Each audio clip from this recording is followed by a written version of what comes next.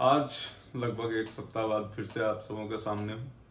कुछ व्यस्तता के कारण वीडियोस बन नहीं पा रही थी। आज फाइनली फिर से आपके सामने हूँ। विषय है परिवार।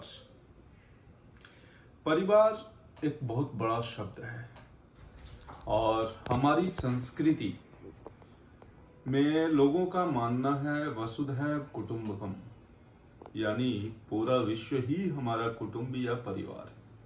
तो आइए सबसे पहले चलते हैं परिवार की किताबी परिभाषा और समझते हैं कि आखिर परिवार है क्या, फिर अलग अलग परिवेश में परिवार के क्या मायने हैं, इसे समझने की कोशिश करेंगे।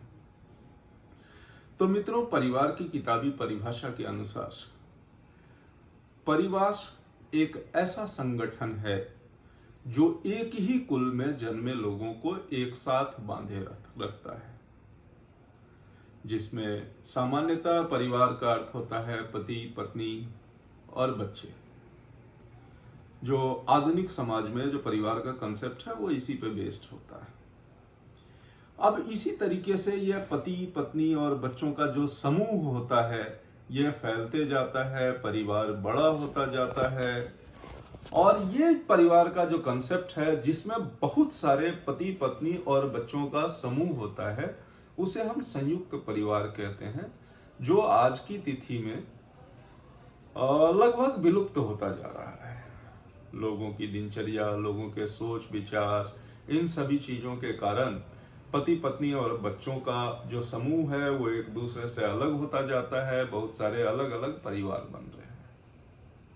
लेकिन जैसा हमने पहले बोला, हम भारतवासी हैं। भारत में रहने वाले लोगों के लिए वसुधैव कुटुंबकम का मंत्र दिया गया था, जहां पे पूरा संसार, पूरा विश्व ही उनके लिए कुटुंब यानी कि परिवार। परिवार में रहने वाले लोग एक दूसरे के सुख दुख के साथी होते हैं, एक दूसरे को संबल प्रदान करते हैं, एक दूसरे के लिए मौका क्रिएट करते हैं, एक दूसरे की खुशियों को एक दूसरे की खुशियों को सेलिब्रेट करते हैं, एक दूसरे के गम को भी जीते हैं और एक सपोर्ट सिस्टम की तरह हमेशा आपके साथ खड़े होते हैं। यह है एक आदर्श परिवार की स्थिति। वर्तमान समय में स्थिति बिल्कुल उलट होती जा रही है, जहां पर हमने बोला कि परिवार का मतलब पति, पत्नी और बच्चे। तो पति, पत्नी और बच्चों का एक समूह अलग हुआ, उसने अपना परिवार बना लिया और जो उनका पुराना परिवार था, जो उनके माता पिता का परिवार था, उसी परिवार में आज के डेट में वैमनस्य बढ़ता जा रहा है। वैमनस्य बढ़ने का कारण क्या होता है? वैमनस्य बढ़ने का मेन कारण होता है एक दूसरे से लगाई गई उम्मीदें। एक दूसरे से जो इच्छाएं हम रखते हैं, जो उम्मीदें रखते हैं, जब वो उम्मीदें पूरी नहीं होती तो हमें दुख होता है। धीरे धीरे मन में घुटन पैदा होती है। अगर हम वोकल नहीं हैं, एक दूसरे से बात नहीं करते, अपने मन में ही घुटते रहते हैं, धीरे धीरे एक समय आता है कि एक परिवार जो किसी बंधन द्वारा जुड़ा होता है, वो बंधन धीरे धीरे दूर होता जाता है। सामान्यतः एक संयुक्त परिवार में ये जो अलग अलग लोग परिवारों का, अलग अलग छोटे छोटे परिवारों का समूह है, आज के डेट में शादी ब्याह या किसी के मरने पर या कुछ छोटे छोटे उत्सवों में एक दूसरे के साथ जुड़ता है। जहां पे ये लोग आपस में जुड़ते हैं, इनके बीच का बंधन कहीं ना कहीं जुड़ा होता है। जैसे जैसे व्यस्तता के कारण लोगों का ये समूह एक दूसरे के सुख दुख में भाग लेना कम कर देता है, वो उस परिवार से अलग होते जाते हैं। हमारे समय में, हम बहुत ज्यादा पुराने नहीं हैं, हमारे समय में यानी 90s में, 80s और 90s में जो परिवार का मतलब था, तो हमने जो परिवार देखा उस परिवार में माँ, पिताजी, भाई, बहन, चाचा, चाची, दादा, दादी, उनके भाई बहन यानी चचेरे चाचा, चचेरे बाबा, चचेरे परदादा, तो इस तरह का परिवार होता था। और उस परिवार में चूंकि बहुमुखी प्रतिभा के लोग होते थे, अलग अलग काम करने वाले लोग होते थे, तो उनके साथ रहकर हमें बहुत कुछ सीखने को मिलता था। और हमारा चहुमुखी विकास होता था।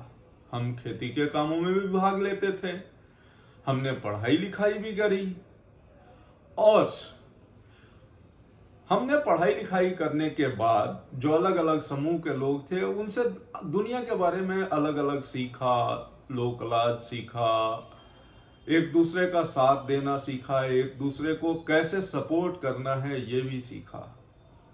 लेकिन जब परिवार का मतलब पति पत्नी और बच्चे ही हो जाते हैं तो उनके लिए कोई सपोर्ट सिस्टम नहीं होता। तब घुटन, स्ट्रेस जो आज के जीवन में बढ़ता जा रहा है, तब बढ़ता है स्ट्रेस। कारण कि सामान्यतः डिसीजन मेकर्स जो होते हैं वो पति पत्नी होते हैं, और पति पत्नी में भी हमारा जो भारतीय समाज है जहां पे पुरुष प्रधानता है अधिकांशतः भागों में, तो पुरुष प्रधान समाज में पुरुष ही डिसीजन लेने वाला होता है, पुरुष ही मेनली कमाने वाला होता है। हालांकि आज के डेट में समय बदलता जा रहा है, उसके बारे में किसी बाद में कभी बात करेंगे। तो सामान्यतः जो हमारा पुरुष प्रधान समाज है उसमें एक ही आदमी कमाने वाला होता है और परिवार के बाकी लोगों के पालन पोषण, उनकी परवरिश की जिम्मेदारी उसी के ऊपर होती है। तो जब किसी भी प्रकार की, चाहे वो स्वास्थ्य की समस्या हो, चाहे वो पैसों की समस्या हो, जब समस्या खड़ी होती है तो उनके पास कोई सहारा नहीं होता, और जब सहारा नहीं होता तो लोग टूट जाते हैं, जिसके कारण इतने सारे मनोचिकित्सकों के पास भीड़ लगी होती है, डॉक्टरों के पास भीड़ लगी होती है। लोग अंधाधुंध भागते जा रहे हैं, और अंधाधुंध भागने और संबल नहीं होने के कारण लोग टूट भी जाते हैं। चूंकि वीडियो थोड़ा लंबा हो रहा है तो इसको शॉर्ट करते हैं। परिवार पर अलग अलग खंडों में हम आपके लिए वीडियो लेकर के आएंगे। तो आप सभी लोगों से एक विनती है कि हमारा जो संयुक्त परिवार का कंसेप्ट है, हमारे भारतीय समाज में जो वसुधैव कुटुंबकम का कंसेप्ट है, अगर हम वसुधैव कुटुंबकम को फॉलो नहीं करें तो कम से कम अपने कुल को एक साथ रखें। हमारे जो चाचा चाची, दादा दादी, बुआ, मामा मौसी, ये सब हैं, कम से कम इनको साथ में जोड़े रखें। छोटे छोटे आयोजन करते रहें ताकि लोग एक दूसरे से जुड़े रहें और हमें मानसिक और आर्थिक संबल मिलता रहे। कोई नहीं जानता कब किसको किसकी जरूरत पड़ेगी। तो अगर ऑप्शंस होंगे तभी तो काम करेंगे। अगर आप छोटे छोटे पति पत्नी और बच्चों के समूह को लेकर अलग होते रहेंगे तो ये ऑप्शन नहीं होगा, और इसी कारण से आज के समाज में अलग अलग कुरीतियां पनप रही है। लोग परेशान होकर आत्महत्या का रेट हमारे देश में बढ़ता जा रहा है। तो इन सभी चीजों को कम करने के लिए संयुक्त परिवार में है, परिवार को बड़ा रखें, एक दूसरे के सुख दुख में भाग लें और एक दूसरे से जुड़े रहें, एक दूसरे से मिलते रहें। आज के लिए इतना ही। धन्यवाद।